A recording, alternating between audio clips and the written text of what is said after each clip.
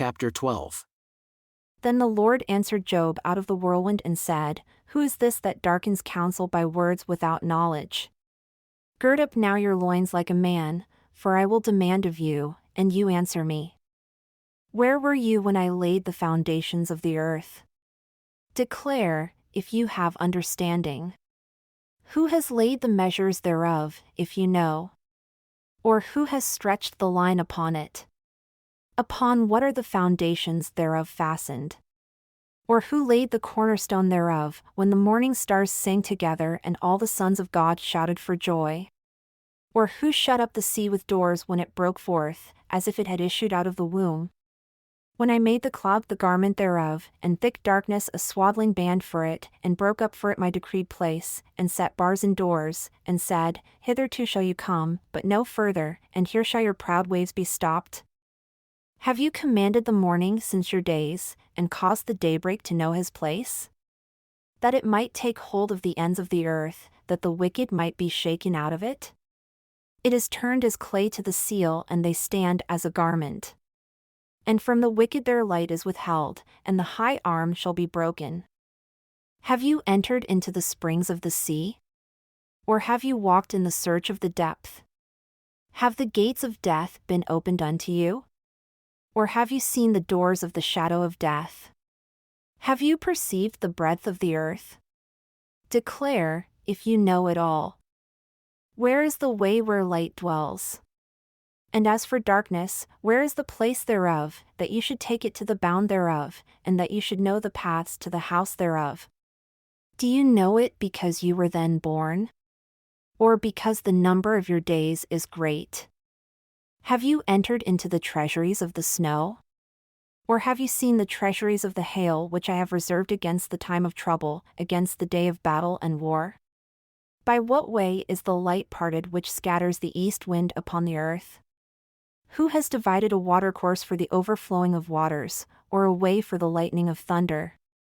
To cause it to rain on the earth where no man is, on the wilderness wherein there is no man, to satisfy the desolate and waste ground, and to cause the bud of the tender herb to spring forth?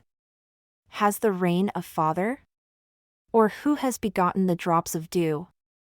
Out of whose womb came the ice?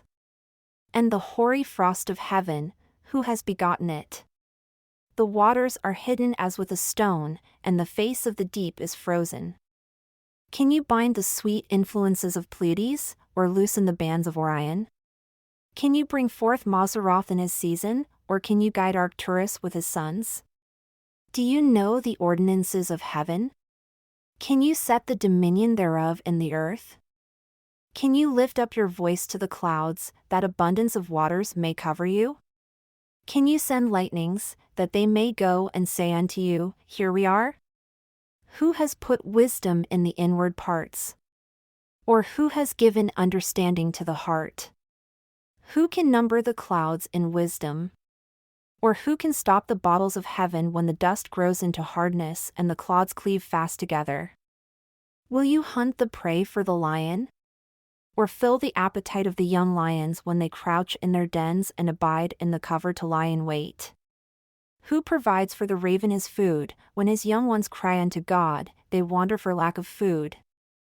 Do you know the time when the wild goats of the rock bring forth? Can you mark when the hinds do calve? Can you number the months they fulfill? Or do you know the time when they bring forth? They bow themselves, they bring forth their young ones, they cast out their sorrows. Their young ones are in good condition, they grow up with grain. They go forth and return not unto them. Who has sent out the wild ass free? Or who has loosened the bands of the wild ass, whose house I have made the wilderness and the barren land his dwellings? He scorns the multitude of the city, neither regards he the crying of the driver. The range of the mountains is his pasture, and he searches after every green thing. Will the Reem be willing to serve you or abide by your crib? Can you bind the Reem with his band in the furrow? Or will he harrow the valleys after you? Will you trust him because his strength is great? Or will you leave your labor to him?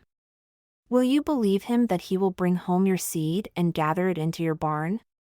Did you give the beautiful wings unto the peacocks, or wings and feathers unto the ostrich? Which leaves her eggs in the earth and warms them in dust, and forgets that the foot may crush them or that the wild beast may break them? She is hardened against her young ones as though they were not hers. Her labor is in vain without fear because God has deprived her of wisdom, neither has he imparted to her understanding. When she lifts up herself on high, she scorns the horse and his rider. Have you given the horse strength? Have you clothed his neck with thunder? Can you make him afraid as a grasshopper? The glory of his nostrils is terrible.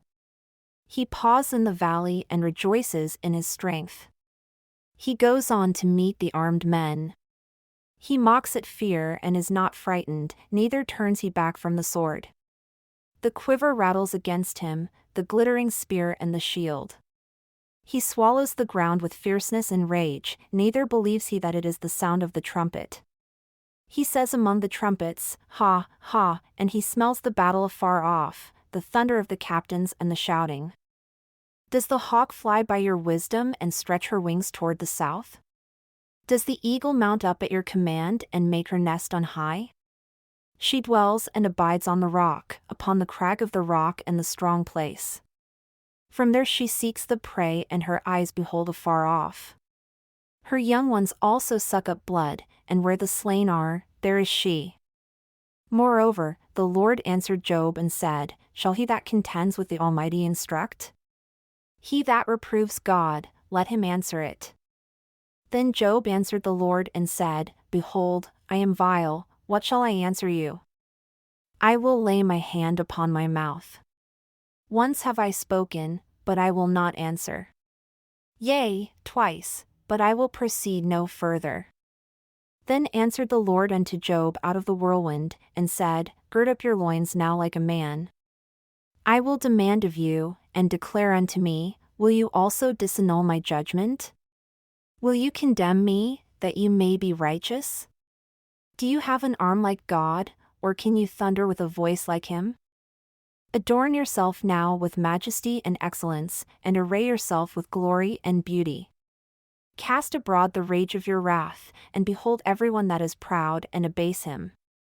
Look on everyone that is proud and bring him low, and tread down the wicked in their place. Hide them in the dust together and bind their faces in secret. Then will I also confess unto you that your own right hand can save you. Behold now Behemoth, which I made with you. He eats grass as an ox. Behold now, his strength is in his loins and his force is in the navel of his belly. He moves his tail like a cedar. The sinews of his stones are wrapped together. His bones are as strong pieces of brass, his bones are like bars of iron. He is the chief of the ways of God. He that made him can make his sword to approach unto him. Surely the mountains bring him forth food where all the beasts of the field play. He lies under the shady trees in the cover of the reed and fens. The shady trees cover him with their shadow, the willows of the brook encompass him about. Behold, he drinks up a river and hastens not, he trusts that he can draw up Jordan into his mouth. He takes it with his eyes, his nose pierces through snares. Can you draw out Leviathan with a hook, or his tongue with a cord which you let down? Can you put a hook into his nose, or bore his jaw through with a thorn? Will he make many supplications unto you? Will he speak soft words unto you? Will he make a covenant with you? Will you take him for a servant forever? Will you play with him as with a bird? Or will you bind him for your maidens? Shall the companions make a banquet of him? Shall they part him among the merchants? Can you fill his skin with barbed irons, or his head with fish spears? Lay your hand upon him, remember the battle, do no more. Behold, the hope of him is in vain. Shall not one be cast down even at the sight of him? None is so fierce that dare stir him up. Who then is able to stand before me? Who has preempted me, that I should repay him? Whatever is under the whole heaven is mine. I will not conceal his parts, nor his power, nor his comely proportion. Who can uncover the face of his garment? Or who can come to him with his double bridle? Who can open the doors of his face?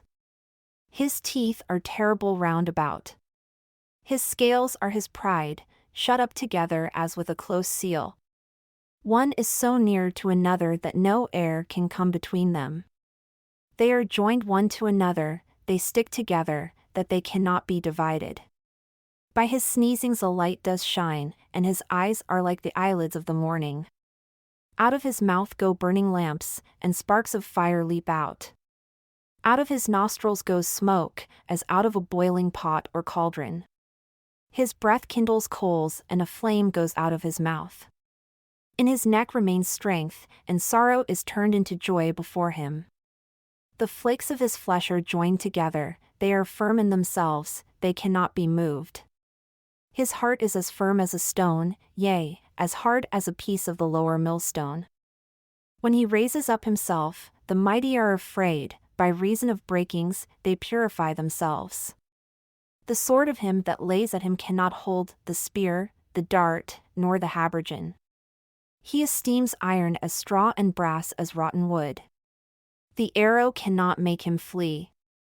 Sling stones are turned with him into stubble. Darts are counted as stubble. He laughs at the shaking of a spear. Sharp stones are under him.